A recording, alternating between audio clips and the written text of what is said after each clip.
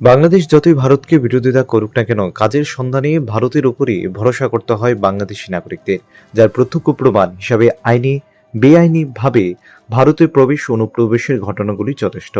বর্তমান সময়ে দাঁড়িয়ে বৈধ প্রবেশের তুলনায় বেড়ে গেছে বাংলাদেশি নাগরিকদের অনুপ্রবেশ।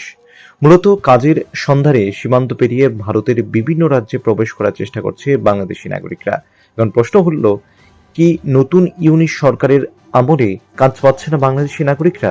কারণ প্রত্যেকদিন ভারতের বিভিন্ন রাজ্যে ধরা পড়ছে অবৈধভাবে বাংলাদেশ থেকে কাজের সন্ধানে আসা নাগরিকরা, যার ধারাবাহিকতা বজায় রেখে আবারও আগরতলা রেল পুলিশের হাতে আটক অবৈধভাবে ভারতে আসা ৩ বাংলাদেশি নাগরিক, সাথে আটক অবৈধভাবে পারাপারে সাহায্য করা এক যুবক।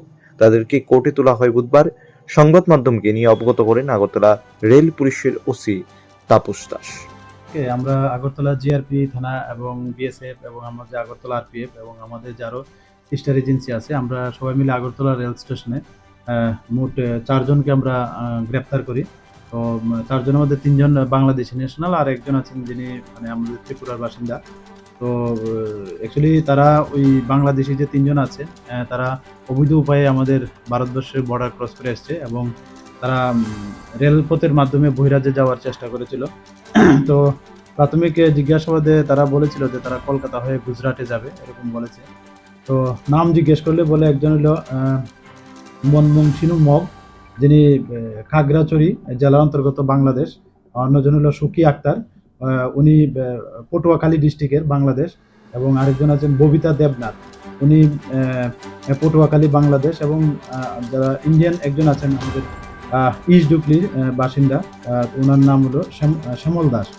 তো অ্যাকচুয়ালি তারা ওই অবৈধ উপায়েই যিনি আছেন শ্যামল দাস, উনিও ওনাদেরকে হেল্প করছিলেন। আমরা প্রাথমিকভাবে এই সুবাদে ওনাকে অ্যারেস্ট করা হয়েছে।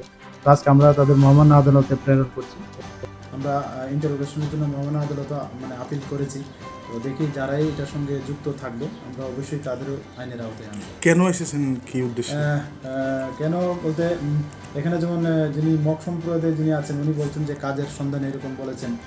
তো আর অন্যজন যিনি একজন আছেন যে সুকি আক্তার, উনি আগেও এসেছিলেন ভারতবর্ষে, আগেও বেঙ্গালুরুতে গিয়েছিলেন এরকম বলেছে। তো কাজের সুবাদে গিয়েছিল, তো ওখানে আবার ওই সীমান্ত দিয়ে কলকাতা সীমান্ত দিয়ে নেমেছিল।